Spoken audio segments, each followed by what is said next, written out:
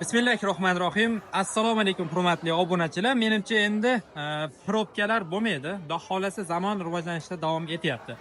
Xitoyda uchar mashinalar 2024 oxiridan sotuvga chiqqan, 2025 mana do'konlarda sotuvlari boshlangan. Azizlar, ushbu firma Xpengmi nomi shunaqa edi adashmasam, Xitoyda buni Xitoyda deyman. Toshkentda buni mashinalari bor, olib kelishgan.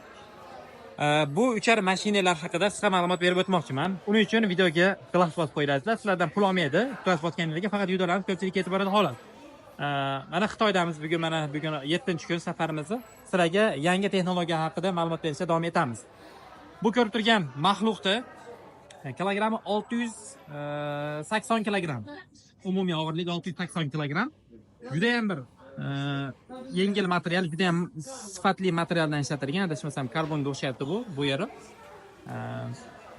Tezligi 130 km tezlikda harakat oladi osmonga chiqqandan keyin.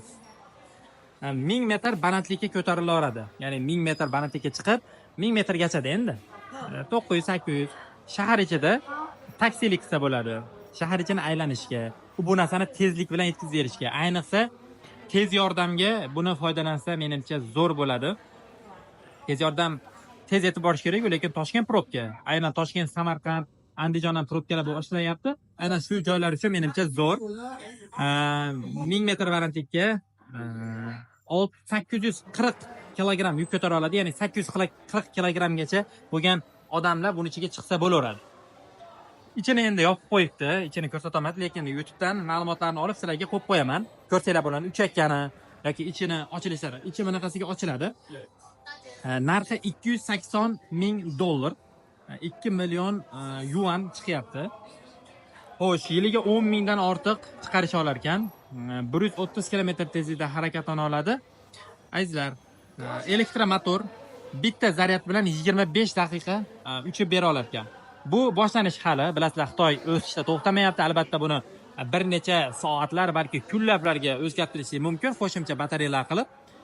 Bu endi boshlanishi, birinchi uchar mashinalaridan desak bo'ladi. Xudo xolasa adashmasam, agar ma'lumot noto'g'ri bo'lmasa, buni 2025-yilda buni aynan buni shunga o'xshagan uchar mashinadan Saudiya, ya'ni Makka shahrida haj mavsumida foydalanishmoqchi. Haj mavsumida bilasizlar, hajga borganlar biladi.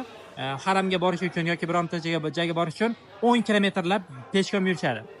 Zarur holatlarda balki tez yordam sifatida foydalanishsa bo'lsa kerak, buni Saudiyada videolar tarqalganini ko'ramiz inshaalloh. Agar bu rost bo'lsa, agar 2025-yilda haj mavsumida video tarqaladi. Nasib qilsin, ko'rishlik. Rivojlanishdan to'xtamayapti, biz xursandmiz.